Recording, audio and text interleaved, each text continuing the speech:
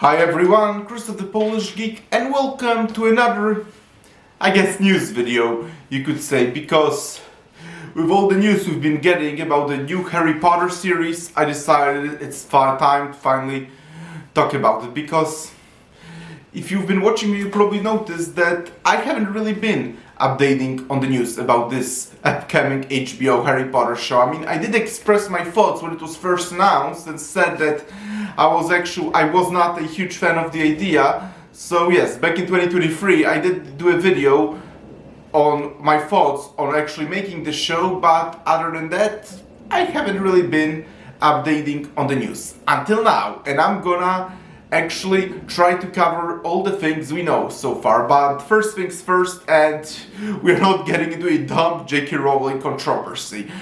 Thing is, people can't handle that she doesn't have popular mainstream opinions, so they're just harassing her for no reason other than that they just don't like her opinions. That's just a simple truth.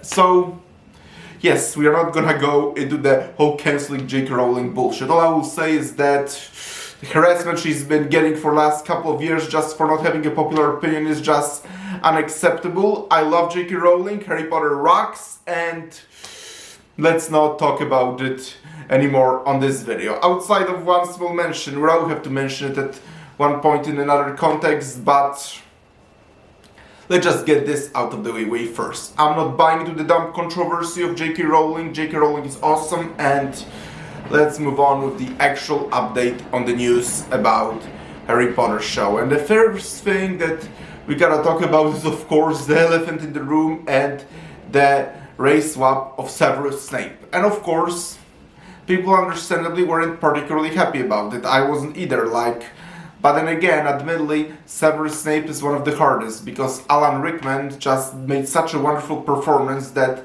it just cannot be topped.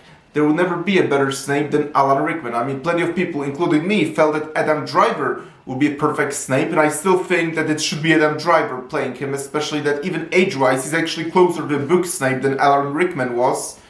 But that's modern Hollywood, so it was to be expected that they're gonna be doing things like that. And the fact that it was the very first major news already raised a red flag. That all being said, I actually have nothing against the actor, and I bet that he's probably a very good actor, but if you've been watching me again, you probably know I'm in general not a huge fan of race swaps, gender swaps. I hate those things. I know those things have been on actually for a long time, but I've never ever been a huge fan of race or especially gender swaps. I've always hated those things in stories.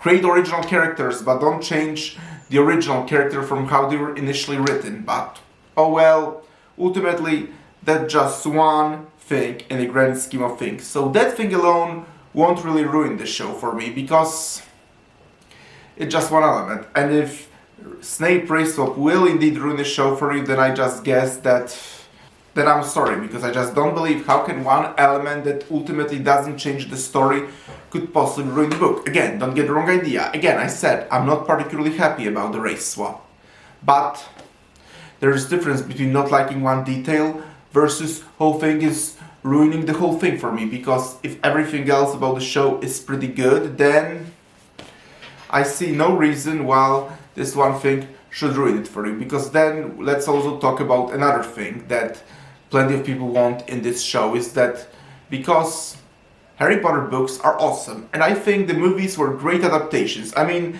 they certainly took out a lot from the books, but it's to be expected from a movie adaptation. I read Harry Potter books a couple of times actually. I mean, I first read Harry Potter books when Half-Blood Prince was in cinemas, because I've watched every single Harry Potter movie in cinemas, and when Half-Blood Prince came out in cinemas, that was my time when I finally got around to reading all the books. And yes, they're just much better than the movies in every way. They're so much more detailed and have so much more context and give so many clarifications. Yep, I love the movies, but they just don't compare to the books, which are just, as I said, so much more detailed in every way. That being said, I still think the movies are great adaptations and great supplement to the books. And the whole idea of, they leave out so many details from the book. Well, yeah, it's to be expected.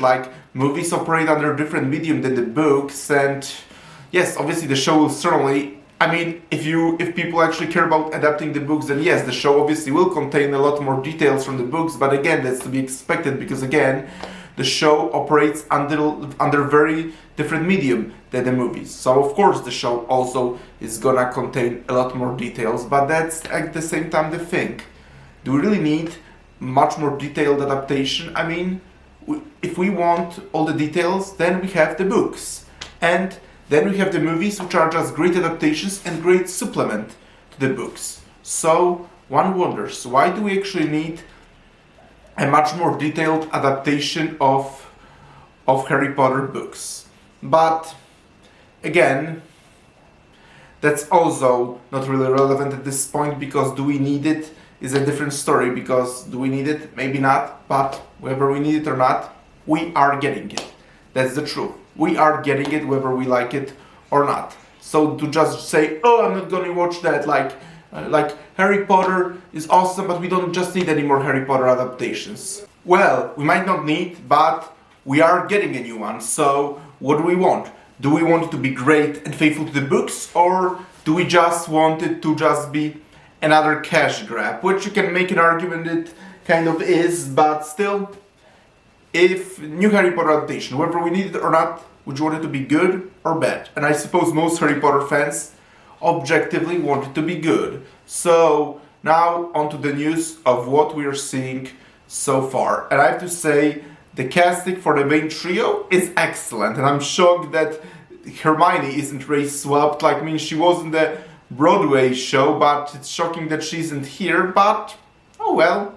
I have to say, the casting for the main trio seems excellent, and they very much do look the part from the books. Like, I thought that the original trio was completely irreplaceable, but these new kid actors seem like they very much all look the parts. And thing is, I'm glad that they picked child actors. I'm glad they didn't pick anybody famous. I'm glad they picked entirely new, fresh child actors, which is what the original Harry Potter adaptations did, and I think that's how it should be. So, yes.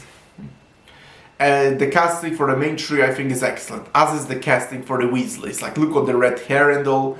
Yeah, those totally are the Weasleys. And the new Hagrid also looks excellent. Admittedly, it does seem like they are very much relying on his original design from the movies, but again, this appearance has become so iconic at this point that it's hard to blame them, even though this is technically a new adaptation, so maybe we would want them to give their own take on Hagrid. I mean, certainly that's still very faithful to the books, but, like, you know what I mean? Give their own unique take on Hagrid, because it does kind of feel like they are being too reliant on his portrayal from the movies. And again, amazing movies. I love Harry Potter movies, but if this is supposed to be a new adaptation, maybe we want adaptation to feel distinct instead of just being so reliant on the original Harry Potter movies. But yes, the Hagrid, the Weasleys, and the main trio, all of them look excellent, I have to say. And then we've also seen the new set and the costumes for the Weasleys and the King's Cross station. I have to say that also looks actually quite interesting and very much what you'd imagine it to be. So that's another thing that's a good sign. But all that said, just because we have so many positive signs, that still doesn't guarantee the show is actually gonna be good. Do I hope it's gonna be good? Absolutely. Do I think we need the show? Probably not, because as I said, we already have pretty great adaptations, and then we have the books, so I think that the amazing books and the pretty good movie adaptations are enough, and I don't feel we really need any more of that. But as I said, we are getting it, so we probably as fans should hope it's good. So, does most of the things look good so far? I say they do. Again, I'm not a fan of race swap of Snape, but that's just one element that shouldn't ultimately ruin overall adaptations. But again, outside of the race swap, everything else looks pretty good, I have to say so far, about the new Harry Potter adaptation. However, just because it looks good doesn't mean it actually is gonna be good, because we never know until it comes out. So the best thing we can do is wait and see.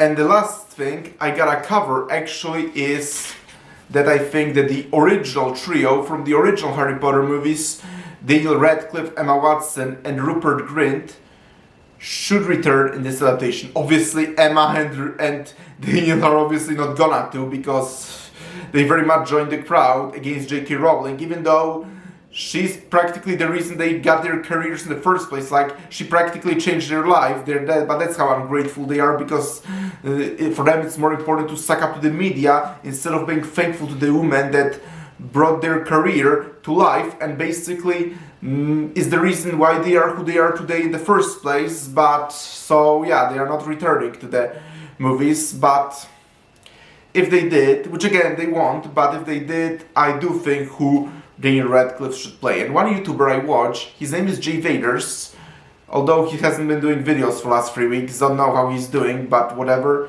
Jay Vaders actually made a video once that he thinks that Daniel Radcliffe should actually play Peter Pettigrew, which I think would be a great role for him, and it would be so ironic. Initially playing a main character to now playing the traitor and his father's friend who betrayed him. That would be so ironic, but yet I think that Daniel Radcliffe would very much fit.